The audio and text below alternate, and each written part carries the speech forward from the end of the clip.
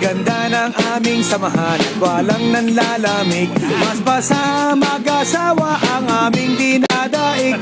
Araw-araw kwentuhan, araw-araw hibuan, araw-araw yugyugan, araw-araw sundutan. Pero di ka nais-nais ang isa niyang dahilan. Ang kanyang buong pamilya pupunta sa Thailand. Wala akong kakwentuhan, wala akong kasundutan. Kaya ang aking kuwan matamlay isang buwan. So sa pagbalik sa PI gusto lang naghihintay. Susugurin ko siya at lintig lang ang walang latay.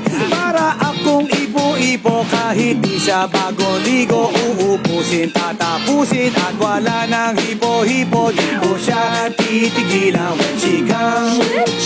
Di ko siya titigilan when she comes.